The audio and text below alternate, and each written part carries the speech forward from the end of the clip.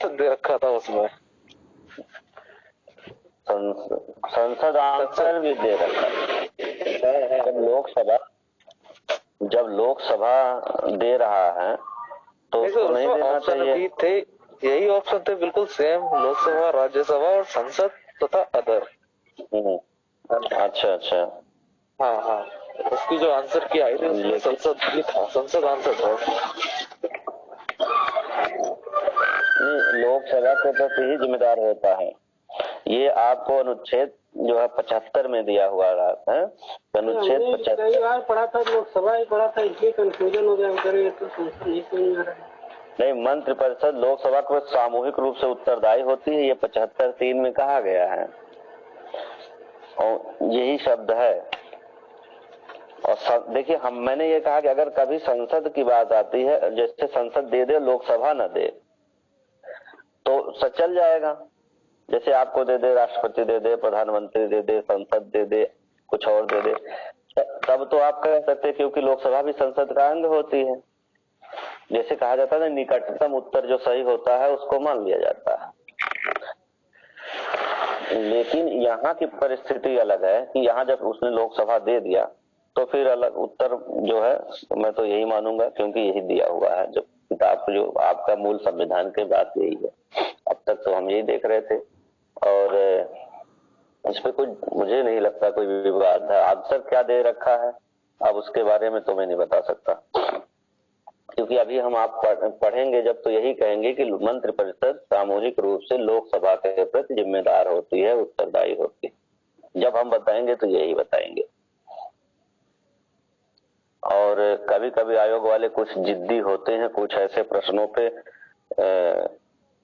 जो है उत्तर ऐसे ही देते रहते हैं, मानते ही नहीं उसको, यही सही है, चाहे जितना कह लीजिए। आप कुछ हिंदी वाले लोग होंगे तो आप देखिए, कुछ दिन तक टीजीटी वगैरह में उपरोक्त शब्द को खूब बढ़िया से सही कर रहा था। उपरयुक्त लिख दे और उपरोक्त लिख दे, ठीक है, जबकि उपरयुक्त ही सबसे सही है, यण संधि से बनता है। तो चलिए हम आते हैं अपने टॉपिक पे। कहाँ तक हो गया था संविधान का? इसमें केंद्रीय मंत्रिमंडल नहीं, केंद्रीय मंत्रिपरिषद लिखा मिल गया हमको। हाँ, मंत्रिपरिषद ही लिखेगा। हाँ, मंत्रिपरिषद ही लिखेगा, क्योंकि मंत्रिपरिषद बड़ी इकाई है, मंत्रिमंडल जो है छोटी इकाई है।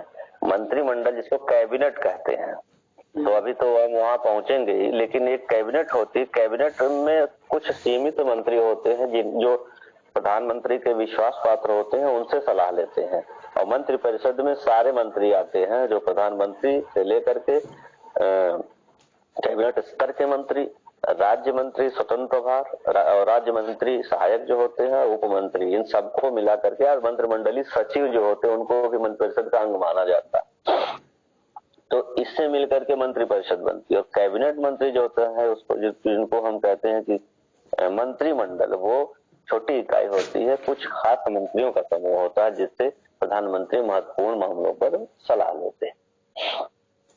तो अभी तो वो आएगा ही संसदीय व्यवस्था में, हम अभी तो यहीं से शुरू करते हैं। अब हमें बात ये करना है कि कहाँ, पहले ये देखना कि कहाँ तक हो चुका था संविधान में। हाँ, मूल कर्तव्य तक हो चुका था। तो हम तो जब मूल कर्तव्य तक बता चुके हैं तो हम पूछेंगे कुछ, तब आगे चलते हैं। तो पहले ये बताइए कि संविधान में भाग कितने हैं? 22 भाग है। तो मूल कर्तव्य तक कहाँ तक भाग पहुँचता है? भाग 4। मूल कर्तव्य भाग 3 है। नहीं सर, भाग 3 अधिकार है, फंडामेंटल राइट 3 है और फंडामेंटल ड्यूटी 4 में है। भाग 4 का में, हाँ 4 में नहीं हो सकता, तो 4 का में मूल कर्तव्य जो है भाग 4 का, ठीक है। तो अब हमको भाग 1 बताइए क्या है? संघ एवं उसका राज्य क्षेत्र। संघ एवं उसका राज्य क्षेत्र। अनुच्छेद कहाँ से कहाँ तक है? 1 से 4। 1 से 4। भाग 2 नागरिक 5 से 11। नागरिकता 5 से 11। भाग 3 मूल अधिकार। मूल अनुच्छेद 12 से 35। 12 से 35। 12 से 35। भाग 4। भाग 4 36 से 51। नीति निर्देशक तत्व नीति निर्देशक तत्व 36 से 51। और इसके बाद है भाग 4 क। तो भाग 4 क 51 क्या है? मूल 51 है। मूल कर्तव्य 51। मूल कर्तव्य कहाँ से लिया गया? हमारा मुख्य कर्तव्य है कि रूस रूस से लिया गया। चलिए, और नीति निर्देशक तत्व आयरलैंड आयरलैंड से लिया गया है। और अनुच्छेद 12 में क्या? अनुच्छेद 12 जो कहता है राज्य की भाषा है। एक मिनट, राज्य की परिभाषा दी हुई। देख के बोल रहे हैं क्या? नहीं, देख के नहीं बोल रहे।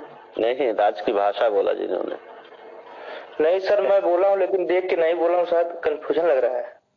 चलिए, भाषा नहीं, परिभाषा। ठीक है, राज्य की परिभाषा है। तो हाँ, चलिए, राज्य की परिभाषा है। और राज्य की परिभाषा और कहाँ दिया गया है? अनुच्छेद 12 के बाद। हाँ सर, 1 मिनट। राज्य की परिभाषा ये है क्या सर? सर हम तेरे अंदर जुड़ नहीं पाए। हाँ, सर हम जुड़ नहीं पाए सर। राज्य की परिभाषा क्या है? ये भाषाई आधार पे है या क्या मैटर इसमें है? थोड़ा सा बताएं सर। हाँ, चलिए, जरा कोई बताइए। जब मैंने बताया था और खूब डिटेल में बताया था, कोई बताइए। उस जनसंख्या होगा, जनसंख्या क्षेत्र। हाँ, बताइए। वो निश्चित भूभाग वो है क्या सर? राज्य की परिभाषा जनसंख्या है, निश्चित भूभाग है, सरकार है, ये है क्या मैटर? जन आशीर्वाद की परिभाषा है क्या? नहीं, यहाँ हम याद रखिए, हम यहाँ संविधान के अनुसार चल रहे हैं। हम राजनीतिक सिद्धांत नहीं पूछ रहे हैं। राजनीतिक सिद्धांत की बात नहीं है। वैसे विपिन जी टाइम टेबल में राजनीति शास्त्र लिखते हैं, उनको हमने इंगित भी किया था केवल आप भारतीय संविधान लिखिए या भारतीय राज्य व्यवस्था लिखिए, क्योंकि यहाँ हमारा कोर्स ही जो है संविधान का है, भारतीय राज्य व्यवस्था है, ना कि वो राजनीति शास्त्र बड़ी व्यापक परिभाषा है और वहाँ पे हमें सिद्धांत में नहीं जाना। चलिए, हम आते हैं अनुच्छेद 12 संघ और राज्यों का जो स्पष्टीकरण दिया होगा। संघ क्षेत्र और राज्य क्षेत्र का हो सकता है, इसमें ये सब चीजें नहीं हो सकता है कि बात मत करिए। मैंने आपको बताया था कि मैं इतने स्थायी रूप से मूल कर्तव्य तक पहुंचा हूँ, इतना धीरे धीरे पढ़ाया हूँ, इसीलिए कि आपका अनुच्छेद आपका क्लियर भले ना हो कि किस अनुच्छेद में क्या है, लेकिन जो है उसकी परिभाषा आपको कंफर्म होनी चाहिए। जब तक आप लोग इतना कंफर्म नहीं होंगे तो समझिए कि फिर आप किताब से पढ़ रहे हैं। इसको जान लीजिए, एक अध्यापक के पढ़ाने का मतलब कि आपकी वो बात आपको क्लियर हो। अगर क्लियर नहीं हुई तो किताब तो सबके पास है, किताबें पढ़ के आप खुद ही समझ सकते हैं। तो आप लोग कंफ्यूज मत होइए, मैं फिर से बता दे रहा हूँ। राज्य की परिभाषा का मतलब है, जैसे आप देखिए, राज्य की परिभाषा देने की जरूरत क्यों पड़ी? इसकी जरूरत है, जैसे किताब तो आप पढ़ लिए, राज्य की परिभाषा दे दिया गया ये। अब आप जानिए कि ये अनुच्छेद लिखने की जरूरत क्यों पड़ी संविधान बनाने वालों को। जब इस दृष्टि से आप पढ़ेंगे तो आपका कभी कंफ्यूजन नहीं होगा। आपको समझ, आप सोचिए कि आप संविधान सभा में बैठे हैं, बहस हो रही है और अनुच्छेद 12 बनाने की बात आ रही है, तो अनुच्छेद 12 में पहले राज्य की परिभाषा क्यों दे दी जाती है? आप बताइए, मूल अधिकार किस लिए हैं? इसको बताइए, मूल अधिकार बनाया किस लिए गया है? इस भाग को, जो मूल अधिकार वाला भाग दिया क्यों गया है, इसकी क्या विशेषता, इसकी मूल सिद्धांत क्या है? कोई बताइए, आप लोग चर्चा में शामिल होइए। अभी आप लोगों की आंख खुल जाएगी कि ये क्यों आया। मूल अधिकार अधिकारों का हनन रोकने के लिए। नागरिक अधिकारों का हनन रोकने के लिए कौन हनन करेगा? सरकार या मतलब राज्य द्वारा। हाँ, और रोकेगा कौन? सरकार, हाँ, राज्य। न्यायपालिका। अब देखिए, नहीं, न्यायपालिका तो संरक्षण करेगी, लेकिन दायित्व तो किसका है? राज्य का है ना। राज्य का दायित्व है। राज्य ऐसी व्यवस्था करेगी कि किसी व्यक्ति के मूल अधिकारों का हनन ना हो। ठीक है। और अगर राज्य खुद मूल अधिकारों का हनन नहीं करेगी, ये भी बात कही गई है। दोनों बात हुई ना, यानी मूल अधिकारों का जो सुरक्षा दी गई है वो राज्य से भी व्यक्ति को दी गई है और व्यक्ति से व्यक्ति को दी है। मैं आपकी सुरक्षा नहीं छीन सकता, अधिकारों को छीन सकता, आप मेरे अधिकारों को भी नहीं छीन सकते। ये तो व्यक्ति से व्यक्ति की हो गई। अब राज्य मेरे अधिकारों का हनन नहीं कर सकता, या राज्य से सुरक्षा मिल गई। अब इसलिए कहा गया कि जब हम मूल अधिकार लिखेंगे तो आगे इस संविधान में बार बार मूल अधिकार वाले भाग में राज्य शब्द आएगा। तो राज्य शब्द जब आएगा तो सबसे पहले हम राज्य क्या है, अभी कोई बच्चा पूछेगा ना कि जब बार बार आप राज्य शब्द कहेंगे तो वो पूछ देगा कि ये सर राज्य क्या है। तो यह सवाल पूछ आए इससे पहले उन लोगों ने राज्य की परिभाषा दे दिया कि राज्य से हमारा मतलब क्या। ठीक है, ये बात स्पष्ट हुई आप लोगों को, राज्य से हमारा मतलब क्या। अब क्योंकि अभी तक एक सामान्य व्यवहार में देखा जाए तो राज्य से मतलब अगर हमसे पूछा जाए कि राज्य क्या है तो आप क्या बताएंगे? आप बताएंगे उत्तर प्रदेश, मध्य प्रदेश, छत्तीसगढ़, झारखंड, है ना, इस तरह का राज्य बताएंगे। तो राज्य की परिभाषा के अंतर्गत ये नहीं आएगा। इस बात को क्लियर करने के लिए कि राज्य से मतलब उत्तर प्रदेश और मध्य प्रदेश नहीं, राज्य से मतलब क्या है ये परिभाषित कर दीजिए कि राज्य क्या है। ठीक है ना, इसलिए उसने दे दिया कि पहले राज्य को ही जान लीजिए। तो राज्य का मतलब भारत की सरकार या भारत की संसद। ठीक, भारत की सरकार या भारत की संसद ही राज्य है। ठीक, इतना नहीं, राज्यों की सरकार और विधानमंडल भी राज्य है। यानी जब कहा जाएगा कि राज्य कोई ऐसा कानून नहीं बनाएगा जो व्यक्ति के मूल अधिकारों को छीनती हो, तो उससे अर्थ है कि ना तो केंद्र की सरकार या संसद वो कोई ऐसा कानून बनाएगी, न राज्यों की सरकार या विधानमंडल ऐसा कानून बनाएगा। इसके साथ साथ राज्य से अर्थ है कि ना तो कोई स्थानीय निकाय भी राज्य है। जैसे आपका नगर निगम है, स्थानीय निकाय नगर पंचायत है, आपकी ग्राम पंचायत है, जिला बोर्ड है, यानी कि जो ऐसे संस्थाएं इनको मतलब ऐसे संस्थाएं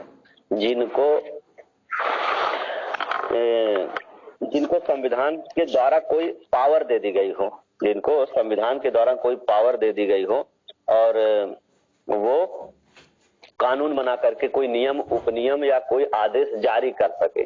केवल राज्य से अर्थ यहाँ पर भारत सरकार और संसद नहीं है। भारत सरकार संसद है, राज्यों की सरकार विधानमंडल है। इसके साथ साथ ऐसे निकाय, नगर निकाय, ग्राम पंचायत, जिला बोर्ड जो है या कोई भी संस्था जिसको संविधान के द्वारा एक पावर मिली है कि कोई आदेश निर्देश जारी कर सकते हैं, कोई कानून बना सकते हैं, इस तरह का पावर जिन जिन संस्थाओं को, वो भी राज्य के अंतर्गत आएंगी। जैसे आपके राज्य के अंतर्गत जो है न्यायालय ने कई बार जो है व्याख्या करते हुए देख दिया है कि क्या क्या, जैसे हम बता रहे हैं कि जीवन बीमा निगम भी राज्य माना जाएगा, औद्योगिक कारखाना औद्योगिक वित्त निगम भी राज्य माना जाएगा, और जो आपकी ये नवरत्न कंपनियां है भी राज्य की सरकार के आदेश से बनी है, ONGC, ACPC, ये सब राज्य की माने जाएंगी। खाद्य निगम राज्य माना जाएगा, रेलवे बोर्ड राज्य माना जाएगा। राष्ट्रपति भी राज्य के अंतर्गत आता है जब वह आदेश जारी करता है आपातकाल के बाद कुछ स्थिति कानून जारी करता है। मुख्य न्यायाधीश भी राज्य माना जाता है जब वह अपने अंदर कुछ लोगों को, राष्ट्रपति की शक्तियां हम आगे पढ़ेंगे तो प्रशासनिक शक्तियों में आएगा कि जब वह नियुक्तियां करता है किसी की तो वो भी राज्य माना जाएगा। इसी तरह से आपके लोक सेवा आयोग, राज्यों के लोक संस्थाएं जो है उनको राज्य माने जाएंगी। तो राज्य से मतलब आपने समझा, क्लियर हुआ जी।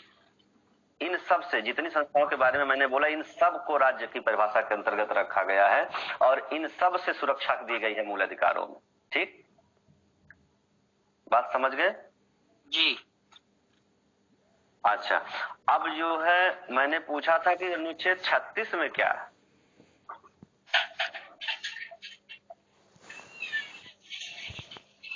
अनुच्छेद 36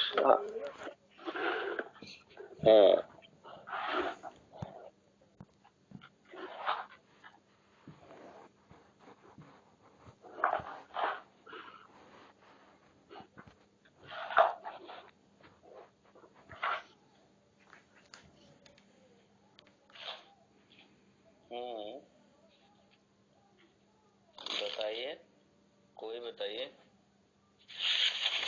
नहीं याद आ रहा तो मैं बोलूं? नहीं आ रहा सर। अनुच्छेद 36 में भी राज्य की परिभाषा दी गई है। ठीक, जैसे अनुच्छेद 12 में कह दिया गया है कि राज्य की परिभाषा ये होगी, और ये भी कहा कि भाग 4 के लिए भी राज्य की परिभाषा यही रहेगी। ठीक, बात समझ रहे हैं? अनुच्छेद 12 में जब कहा गया कि राज्य की परिभाषा दी गई, तो उसमें यह भी कहा गया कि भाग 4 के लिए भी राज्य की परिभाषा जो यहाँ पे है वही राज्य की परिभाषा भाग 4 के लिए भी रहेगी। ठीक है, और इसके बाद जब भाग 4 में जाते हैं 36 में, तो 36 में वही बात बता देता है कि राज्य की परिभाषा वही होगी जो भाग 3 में दी गई है। बात समझ रहे हैं? उसमें भी राज्य के बारे में कहा गया है कि जब तक अन्यथा उपबंधित न हो तब तक राज्य की परिभाषा वही होगी जो अनुच्छेद 12 में कही गई है, यानी भाग 3 में कही गई। ये बात क्लियर हुई कि नहीं? जी सुरेश जी। हाँ, हेलो, क्लियर हुआ? हाँ, राज्य की क्लियर परिभाषा है, क्लियर हुई जी। राज्य की परिभाषा दी गई है भाग 3 में अनुच्छेद 12 में, और उसमें ये भी कहा गया कि राज्य की जो परिभाषा है वो अनुच्छेद भाग 4 के लिए भी है। ठीक, जब आप अनुच्छेद 36 में जाएंगे तो वही कहेगा कि राज्य से तात्पर्य है जो भाग 3 में कहा गया है। ठीक, अब आप भाग 6 में जाएंगे अनुच्छेद 152 में, तो वहां राज्य की परिभाषा से अर्थ होगा राज्य जो आपके स्टेट्स हैं, यूपी, एमपी, मध्य प्रदेश, राजस्थान की बात कर रहे हैं। बात समझ रहे हैं? जब 152 में जाएंगे तो वो वहां पर परिभाषा दिया, और आपकी पुरानी किताबों में जब दिया होगा तो उसमें ये दिया होगा कि ब्रेकेट 152 में जाएंगे तो ब्रेकेट में करके जम्मू कश्मीर को छोड़कर, लेकिन अब वो चीजें नई किताबों में बदल जाएगा। ठीक है, हाँ, अब हम बात कर रहे हैं कि राज्य की परिभाषा हो गई। तो इस तरह से हमने मतलब पढ़ा कि मूल कर्तव्य तक पहुंच गए, और मूल कर्तव्य तक पहुंच जाने के बाद अब हमको भाग 4 का जब खत्म हो गया। अच्छा, ये बताइए भाग 4 का जोड़ा कब गया था? ये सर 42वां संविधान संशोधन 78 में 76। हाँ, 42वां संविधान संशोधन 1976। 42वां 44वां। हाँ, जैसे 42 में 78 का, 42वां 76 है। हाँ, जैसे 42-44 में 2 का अंतर है, उसी तरह सन में भी 2 का अंतर है। जी जी, 76 है और 76-78। अच्छा, ये जो मूल कर्तव्य जोड़े गए थे, एक कमेटी बनी थी, उसकी सिफारिश स्वर्ण सिंह कमेटी। किस कमेटी की सिफारिश? स्वर्ण सिंह समिति की सिफारिश पर। हाँ, वही तो मैंने कहा, स्वर्ण सिंह समिति कह दिया आपको, कमेटी एक ही बात है। तो स्वर्ण सिंह कमेटी के सिफारिश पर ये मूल कर्तव्य आते हैं, ऐसे ही सीधे सीधे आ जाएंगे। अब हम बात करते हैं भाग 5 जो है, और भाग 5 में क्या दिया होगा आपको तो याद ही होगा। 5 में राज्य श्रमिक केंद्र।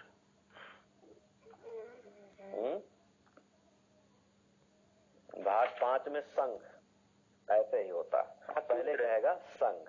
ठीक है ना? 5 में केंद्र, फिर उसमें केंद्र में बोलिए, मैंने आपको पहले दिन बताया था, केंद्र से मतलब सेंटर से होता, संघ का मतलब यूनियन होता। आप संविधान पढ़ रहे हैं तो संविधान की भाषा सीखिए। ठीक है, जैसे कहीं आप इंटरव्यू में जाएंगे तो आपको उलझा देगा। जी। संघ, हाँ यूनियन शब्द आया। आप संविधान की किसी भी किताब का इंग्लिश वर्जन ले, कहीं सेंटर नहीं लिखेगा, हर जगह यूनियन लिखेगा, इसलिए यूनियन लिखना शुरू कीजिए।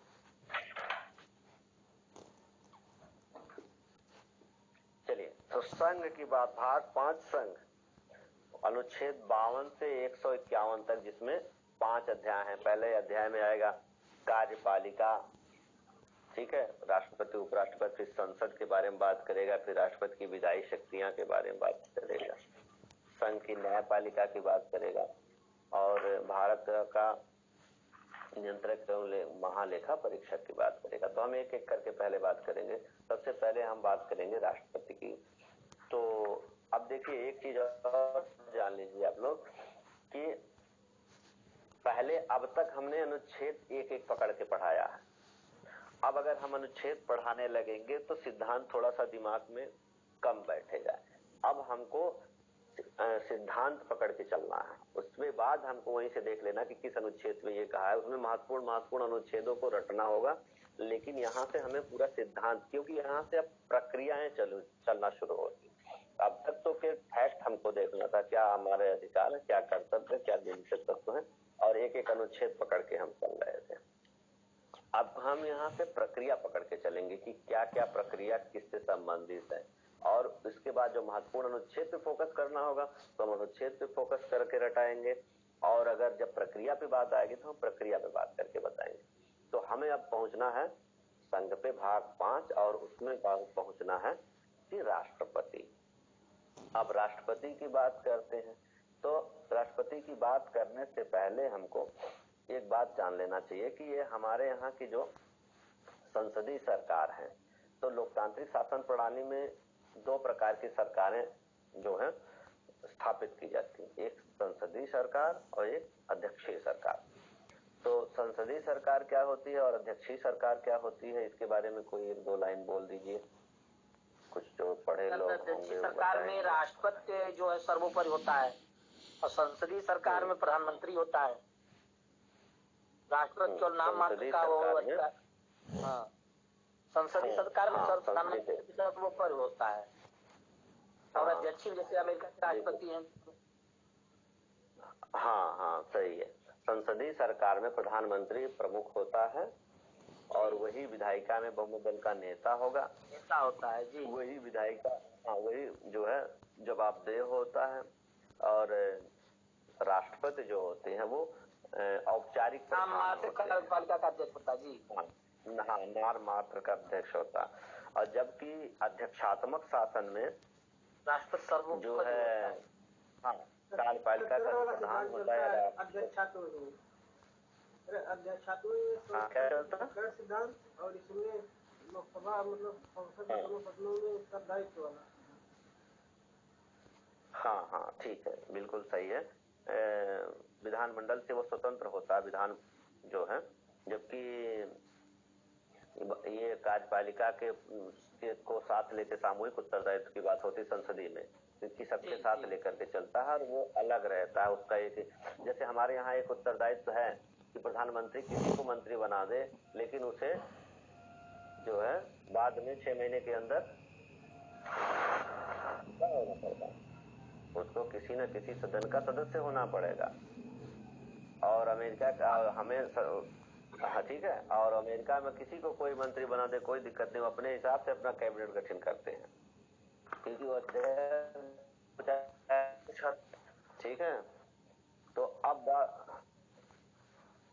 बात आती है कि राष्ट्रपति जो है, चलिए इस पे बात हो जाती है, फिर राष्ट्रपति के बारे में कहा जाता है। तो अब हम बात करते हैं अनुच्छेद हमारा, हम ऐसा नहीं हमने कह दिया कि अनुच्छेद को हम छोड़ के चलेंगे, तो अनुच्छेद एकदम से छोड़ के नहीं चलेंगे, लेकिन अनुच्छेद को पकड़े रहेंगे। अब अनुच्छेद जैसे 52 से शुरू होता है, अनुच्छेद 52 से 151 तक। तो अनुच्छेद 52 कहता है कि भारत का राष्ट्रपति होगा, भारत का एक राष्ट्रपति होगा। इसी के बाद अनुच्छेद शांत हो जाता है, इसमें कुछ नहीं कहा गया। अनुच्छेद 52 कहता है कि भारत का एक राष्ट्रपति होगा, ठीक। अब बात ये अनुच्छेद खत्म, अब इसको अनुच्छेद से ही रख लेंगे। बीच का अनुच्छेद 53 कहता है कि संघ की कार्यपालिका शक्ति राष्ट्रपति में निहित होंगी, जिसका वह संविधान के अनुसार स्वयं या अपने अधीनस्थ पदाधिकारियों के द्वारा कार्य करेगा। जैसे संघ की कार्यपालिका शक्तियां राष्ट्रपति में नियुक्त होगी और उन शक्तियों का प्रयोग वह स्वयं करे या अपने अधीनस्थ पदाधिकारियों के माध्यम से कराएगा। ठीक, ये हो जाता है राष्ट्रपति। अच्छा, अब बताइए राष्ट्रपति हो कौन सकता है? राष्ट्रपति हो कौन सकता है, यानी राष्ट्रपति की योग्यता क्या हो? आप लोग जरा बताइएगा, तब मैं चलूंगा आगे।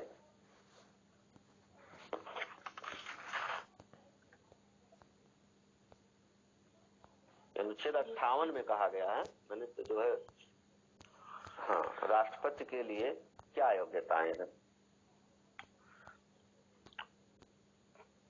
वो भारत का निवासी, भारत का नागरिक होना चाहिए। उम्र 35 वर्ष और 35 वर्ष की उम्र पास 35, हाँ 35 वर्ष की उम्र उसकी हो जानी चाहिए। ठीक, पागल या दिवालिया नहीं होना चाहिए। पागल दिवालिया, हाँ चलिए ठीक है। और कोई योग्यता?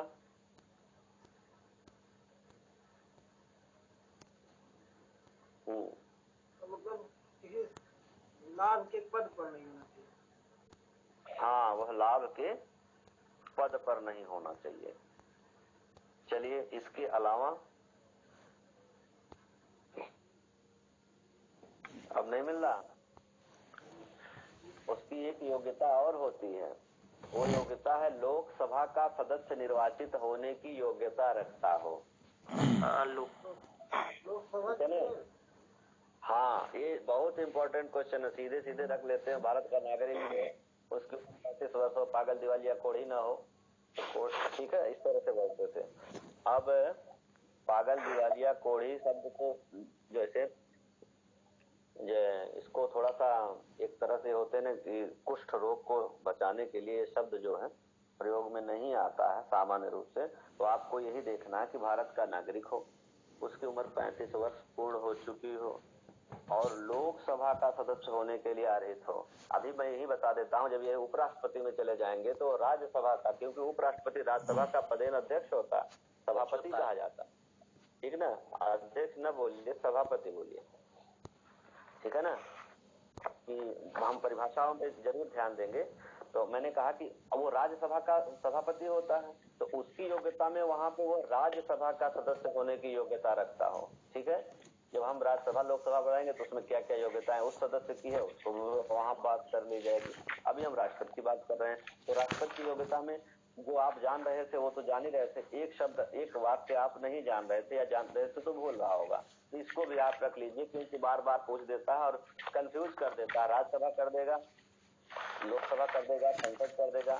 अगर लोकसभा नहीं दिया है, राज्यसभा ने दिया, तो संसद की योग्यता हो जाएगी, तो एक निकटतम उत्तर मान लिया जाएगा। लेकिन एकदम फैक्ट यह है कि वो लोकसभा का सदस्य होने की योग्यता रखता हो। ठीक, इतनी बात क्लियर हो गई। ये लाभ के पद पर ना हो।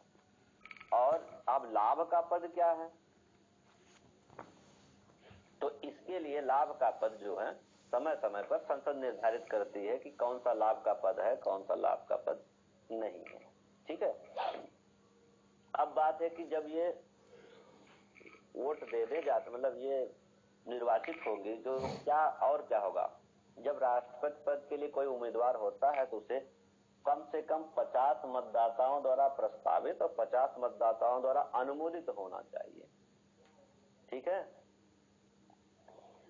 और मतलब जैसे ऐसा नहीं है कि हर कोई राष्ट्रपति का चुनाव, हमारे यहाँ जैसे आप ग्राम प्रधान का चुनाव लड़ने जाते हैं तो क्या होता है, ग्राम प्रधान का चुनाव जितने लोग चाहे लड़ सकते हैं, उसके लिए कोई लिमिट नहीं निर्धारित की गई है।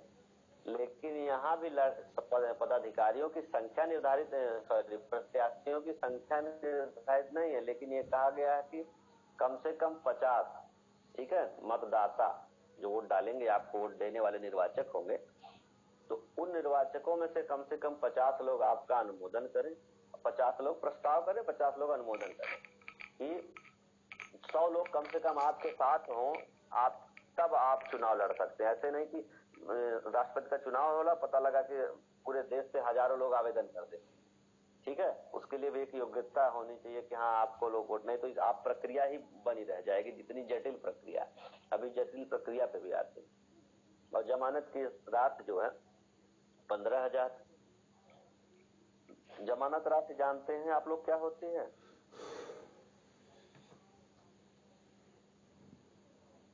जमानत राशि के बारे में सुना? और जमानत जब्त हो जाती, ये क्या होती है? सुना होगा आप लोगों ने कि जमानत जब्त हो गई, ये हाँ क्या सर, होगा? सुने। निश्चित उम्र से अगर कम वोट पाते हैं तब जमानत जब्त होती है, जो सिक्योरिटी जमा होती है। हाँ मानक ठीक है, उससे है। अगर कम आप पाए जो तो लोग नहीं जानते हैं वो भी, मानक क्या है? मानक तो नहीं मालूम कितना रखा गया, लेकिन एक मानक कोई रखा गया होगा। चलिए मैं बता रहा हूँ। हाँ चलिए, अब ये जमानत जब्त शब्द जो लोग सुने हैं वो लोग भी जो सुने होंगे बार बार कहते हैं अरे इनकी तो जमानत जब्त हो गई है, या फिर लोग कहते हैं चले चुनाव लड़िए आपकी जमानत जब्त करा देंगे।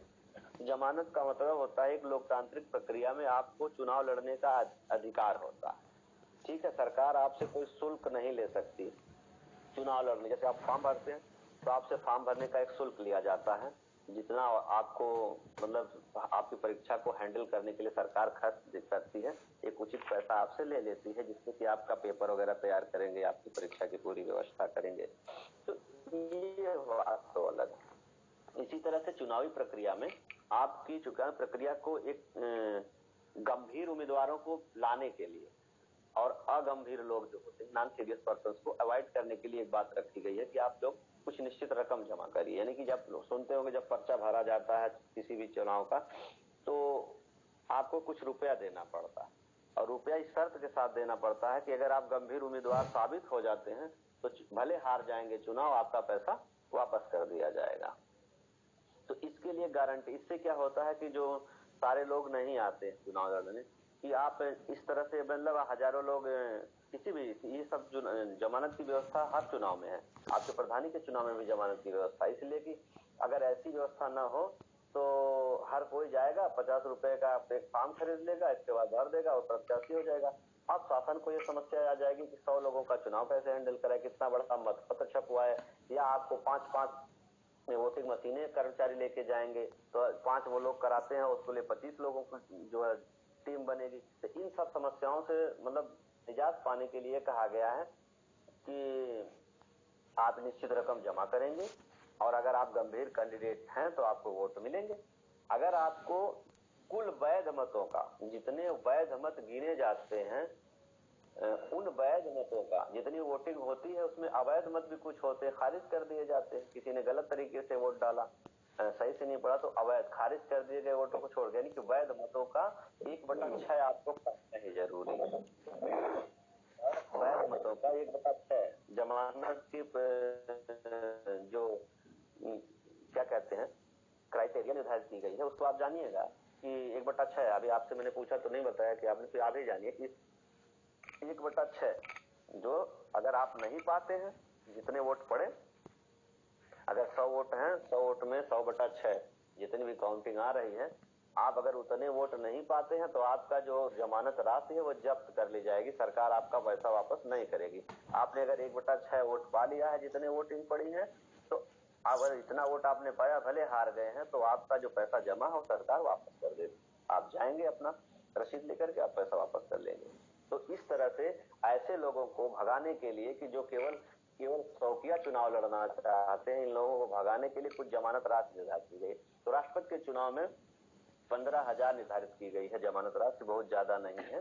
और हम समझ रहे हैं कि जहाँ ग्राम पंचायत का चुनाव आ रहा वहाँ 1500 से ज्यादा नहीं हो। जो सर प्रधान सर 1/6 जो क्राइटेरिया सर हर चुनाव के लिए है कि अलग अलग होगा सर? ये सब चुनाव के लिए लगभग यही है, ठीक है। ये 1/6, हाँ 1/6 आप पाएंगे तभी आपकी जमानत बचेगी।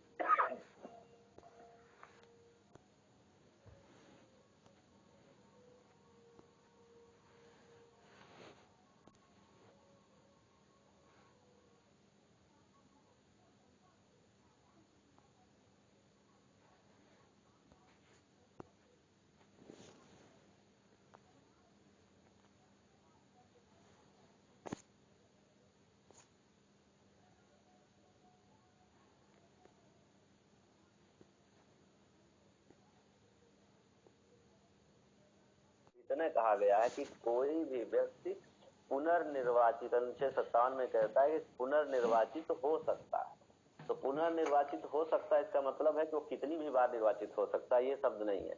यही अगर हम अमेरिका के राष्ट्रपति की बात करें तो अमेरिका के राष्ट्रपति में 2 बार की लिमिट रखी गई है। अंकल जी, आपने जो बताया केवल 2 बार, वो अमेरिका के राष्ट्रपति के लिए है जी। कि अमेरिका का राष्ट्रपति ये प्रावधान साफ साफ लिखा गया है कि 2 बार आप राष्ट्रपति का चुनाव लड़ सकते हैं, 2 बार राष्ट्रपति बन सकते हैं, इसके बाद आप नहीं बन सकते, ये साफ साफ लिखा गया। इसीलिए आप देखेंगे अक्सर वहां 2 बार लोग कार्यकाल पा जाते हैं।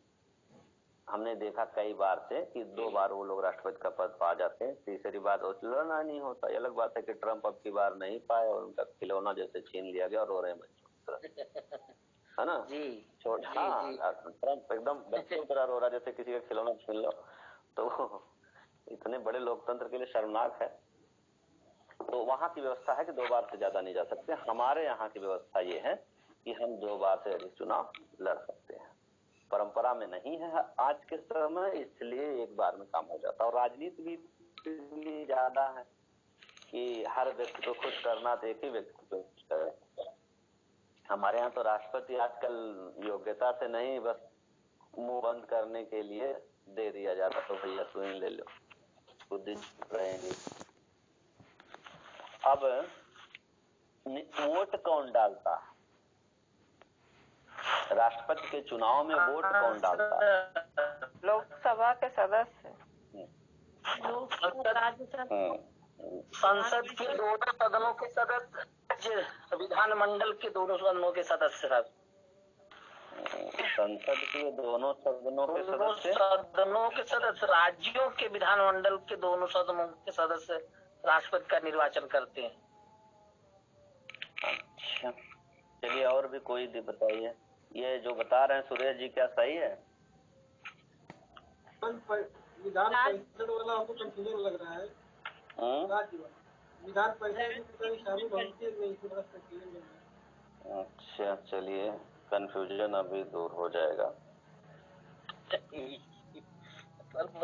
हाँ चलिए, हाँ चलिए हाँ, मैं बता रहा हूँ। पहले तो संसद के दोनों सदनों के निर्वाचित सदस्य,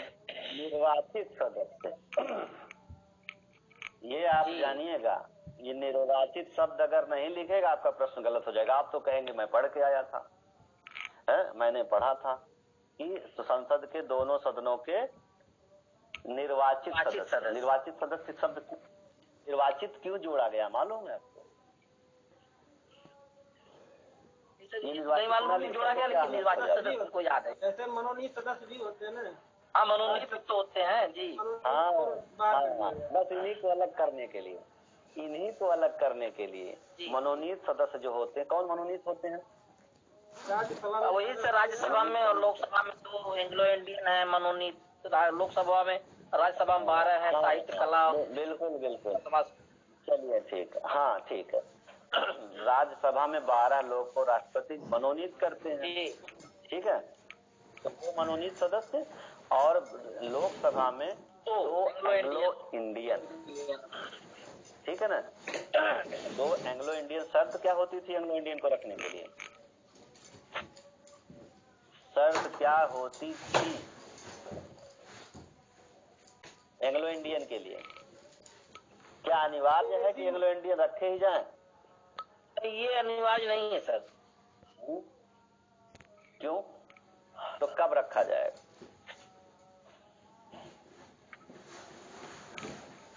चलिए मैं बताता हूँ।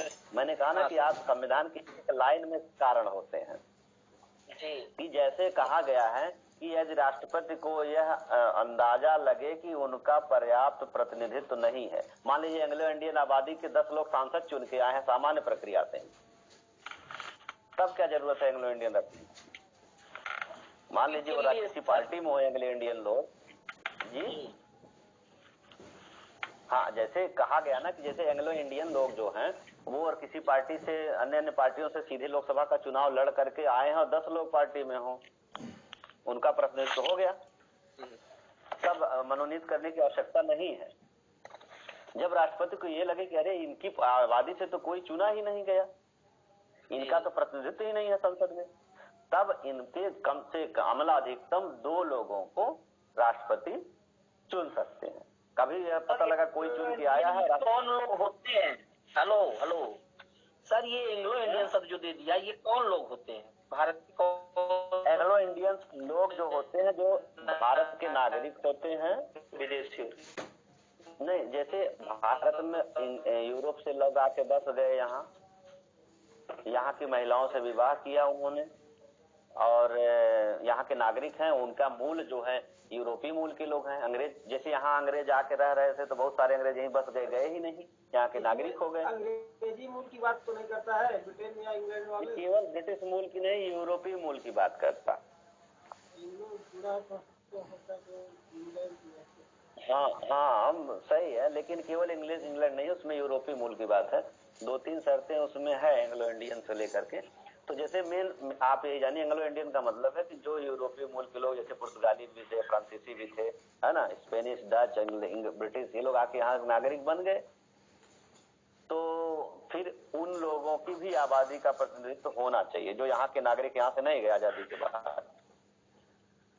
ये शर्त थी ना, अब जो हमने नागरिकता पढ़ा था तो उसमें कुछ शर्त थी कि जो यहाँ से रह रहे थे वो ऐसे स्वाभाविक रूप से नागरिक हो गए हैं। तो जैसे बहुत सारे लोग सेटल हो गए, यहाँ से नहीं जाना चाहते थे, तो यहाँ पे हैं। आज भी बहुत सारे लोग आप देखेंगे गोवा के आसपास जो है, पुदुचेरी, गोवा में जो है एंग्लो इंडियन, तो उन लोगों के लिए कहा गया कि उनकी भी आबादी का प्रतिनिधित्व होना चाहिए। अब मैंने एक बात इसलिए एंग्लो इंडियन में फिर फोकस कर रहा हूँ कि एंग्लो इंडियन वाली कुछ घटना इस बीच मैंने आपको बताया था, काले गोरे वाली घटना सर? नहीं नहीं नहीं नहीं नहीं,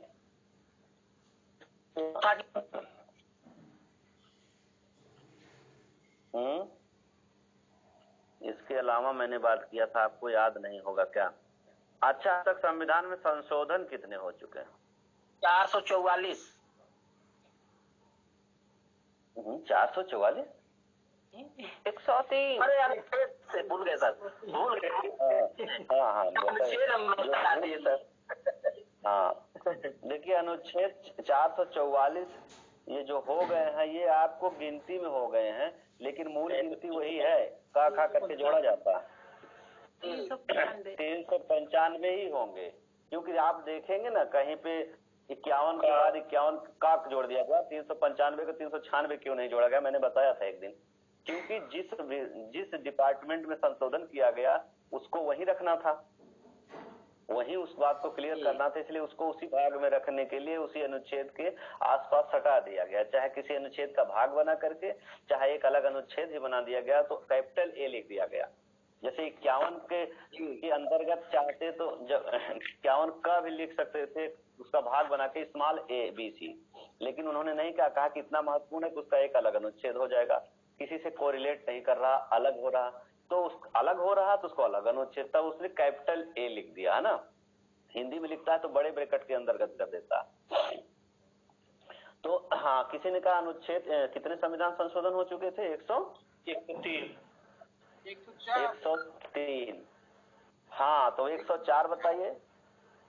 अर्जुन, एंग्लो इंडियन वाला 104 है। हाँ, 104वां जो संविधान संशोधन हुआ है उसमें एंग्लो इंडियन की व्यवस्था को हटा दिया गया, ठीक है। अभी जो है 26 जनवरी से मेरे ख्याल से लागू हुआ है, हाँ 26 जनवरी 2020 से 25 जनवरी तक था, तो अगले जो 26 जनवरी 2020 से ये प्रभावी हो गया कि एंग्लो इंडियन की व्यवस्था समाप्त कर दी गई है, ठीक। अनुच्छेद लुप्त नहीं कर दिए गए, अनुच्छेद ऐसे पड़े रहेंगे, क्योंकि अब उस पे हम थोड़ा सा डीप नहीं जाना चाहते। वो अनुच्छेद खत्म नहीं कर दिया गया क्योंकि 300 जो है 34 में, अब उसको हमने बताया था, फिर आएंगे तब बताएंगे, बस ऐसे ही जानिए, नहीं तो फिर अब विषयांतर हो जाएगा, लंबा हो जाएगा। तो एंग्लो इंडियन की व्यवस्था समाप्त कर दी गई, ठीक है, 104वें संविधान संशोधन द्वारा। और उसी में एक बात और बढ़ा दी गई, जो लोग जो लोकसभा, राज्यसभा और विधानसभाओं में SC/ST के लिए आरक्षित सीटें थी, उसके लिए 70 वर्ष के लिए बनाया गया था, तो 10 वर्ष बढ़ा दिया गया। वो भी संशोधन 104 में कर दिया गया, उसको 80 वर्ष लिख दिया गया। ठीक है, अब आप लोगों को क्लियर हुआ 104वां संविधान संशोधन में क्या है? जैसे आपको जब संविधान लागू हुआ उससे आज 70 वर्ष पूरे हो गए ना 2020 में।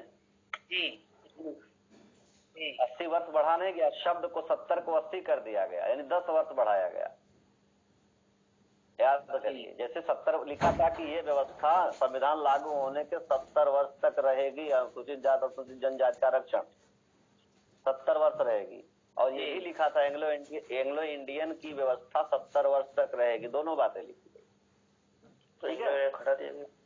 तो अब एंग्लो इंडियन का 70 वर्ष रहने दिया गया, ठीक, उसको हटाया नहीं गया। तो 70 वर्ष पूरे होने के बाद ऑटोमेटिक खत्म हो गया। जब 70 वर्ष को नहीं छेड़ा गया तो 70 वर्ष समाप्त होने के बाद वो तो बेकार हो गई अपने आप। और जो अनुसूचित जाति अनुसूचित जनजाति के लिए थे, जहां 70 वर्ष लिखा था वहां 80 वर्ष कर दिया गया। तो 10 साल के लिए तो रिचार्ज हो गया ना, टॉपअप हो गया, उसका बढ़ गया ना। तो मैंने ये बताया था संविधान में बढ़ाया क्या गया, तो 70 वर्ष जहां एंग्लो इंडियन के लिए था उसको छोड़ दिया गया, और जो 80 वर्ष के लिए था, 70 वर्ष के था अनुसूचित जाति जनजाति के लिए, उसको 80 वर्ष लिख दिया गया, 10 साल अपने आप बढ़ गया। तो ये सब व्यवस्था कहाँ कर दी गई है? अनुच्छेद संविधान संशोधन 104 में। ठीक है, अब मैं बार बार कुछ कंटेम्परेरी होते हैं ना, करंट के क्वेश्चन, इसलिए मैं कह रहा था कि जरा बताइए 103 अनुच्छेद संशोधन क्या है? जो 4 बता दिया तो 3 गरीब, हाँ गरीब समान आरक्षण 102। हाँ 102 सर आयोग, पिछड़ा आयोग की स्थापना, पिछड़ा वर्ग आयोग, हाँ ठीक। 101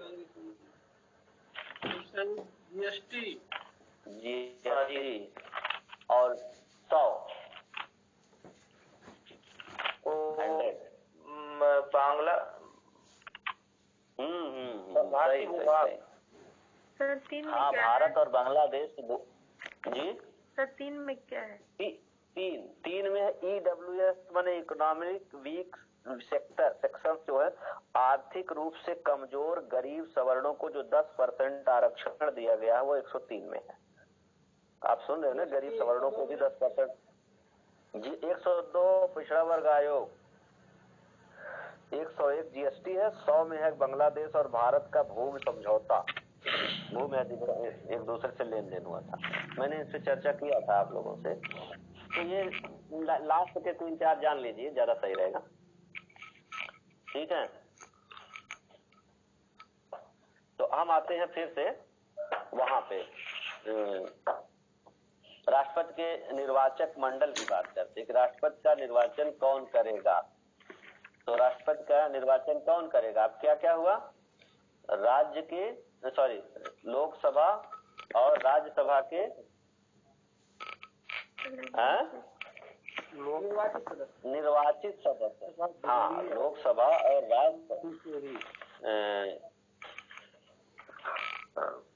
और राज्यसभा के निर्वाचित सदस्य। इसके अलावा फिर और कौन? दिल्ली और पुडुचेरी, दिल्ली पुडुचेरी के अलावा और कुछ नहीं होगा। राज्यसभा के निर्वाचित राज्य विधानमंडलों के निर्वाचित सदस्य। हाँ ओम नारायण, हाँ बताइए, राज्य विधानमंडल के निर्वाचित सदस्य, लोकसभा और विधानमंडल और विधान परिषद दोनों आ जाएंगे। हाँ। तो आपको बता दूं कि विधानमंडल शब्द नहीं होगा सुरेश जी, विधानसभा होगा।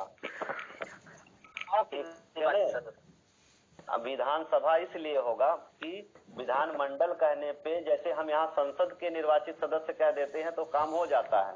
संसद में दोनों सदन आ जाएंगे, लोकसभा और राज्यसभा, या तो अलग अलग कहे कि लोकसभा एवं राज्यसभा के निर्वाचित सदस्य, या फिर कह दें कि संसद के निर्वाचित सदस्य। काम हो गया। आप लोग एकदम क्लियर करते चलिए फिर, क्योंकि इसी में फंसाता है। ये दो हो गया। इसके बाद कहेगा विधानमंडल का निर्वाचित सदस्य, कहेगा तो गलत हो जाएगा कि जिस तरह से संसद में दोनों सदन आते हैं, विधानमंडल में विधानसभा और विधान परिषद दोनों आ जाएंगे राज्यों में। राज्य विधानमंडल हो सकता है, राज्य विधानमंडल में दोनों आ जाएंगे। नहीं सुनिए, मैं बता रहा हूँ ना, जहाँ विधानमंडल केवल विधानसभा है, ठीक है ना, वो भी विधानमंडल ही होता है, लेकिन जहाँ लोकसभा, जहाँ पे विधान परिषद भी है, वहाँ दोनों को मिला करके विधानमंडल बनता है, इसलिए विधानसभा शब्द सही होगा।